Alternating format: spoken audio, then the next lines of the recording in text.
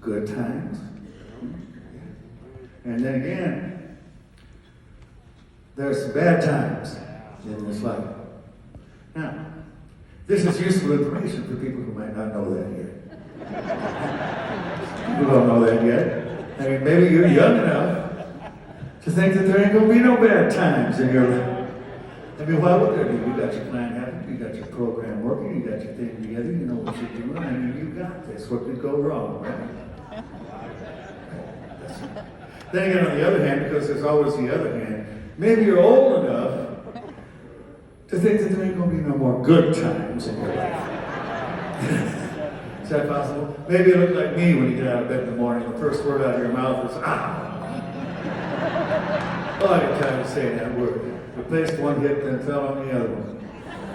So, I can, I can talk all about it if you want to hear it. I can talk about it. I can tell you about my knee, about my hip, either one, take your choice, my back, whatever you want to talk about, I'll tell you how much it is. However, I cannot do that anymore, can I? Who am I to complain?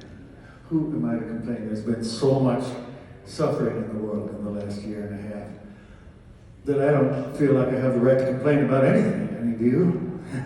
Here we are.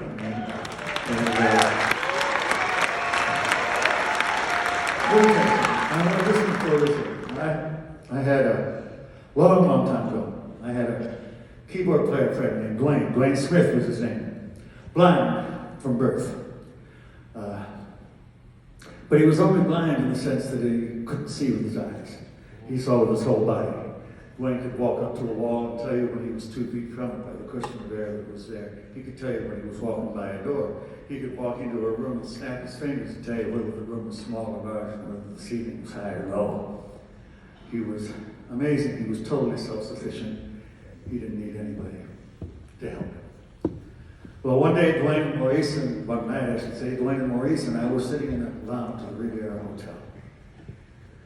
And like I said, this was a long time ago. This was long before smoking was frowned on. And it was, you can imagine what it was like in that lounge. It was, Paul's mic stand over there would have been obscured. You wouldn't have been able to see it. It was just nothing. And at some point in the evening, I decided that I needed to say something about that. And so I did. I said, damn, man, this is bad. My eyes feel like 2 scratched up ping pong balls, man. I'm kidding you, man. This shit hurts. Dwayne turned his face to me and stared at me through that impenetrable wall of his shades. And he said 3 words. Are they working? Yeah, they work.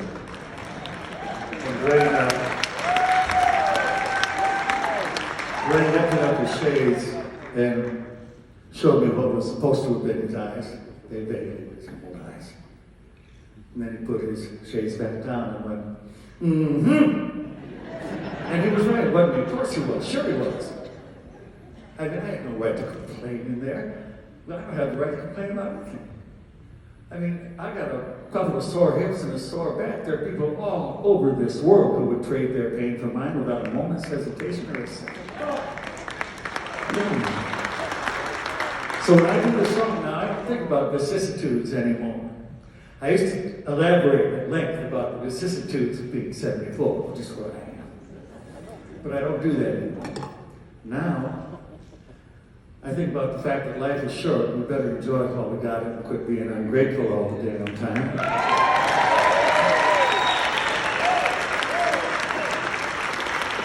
And I also think about how radically we could all change our lives with just one simple decision every morning when we walk out of the house. By the grace of whatever I believe in, I'm going to walk out of this place and I'm going to treat other people the way I want to be treated. I don't do better than that. I can talk about other people the way I want other people to talk about me. I'm going to go so far as to try to think about other people the way I need other people to think about me. Giving me a break every now and then, cutting me some slack, because I do mess up every now and then. I need people to give me those kind of breaks to look for the good in me, see. I need that, and I can't really very well ask for it if I'm not willing to give it now, can I? So I think, this is what I think now. I think that if we could all do that, if we could stop being ungrateful and start being good to each other, there's something really big for every single one of us. Right? Really, really big. And how sure am I of that? See how this works? Just as sure as I'm sitting here. We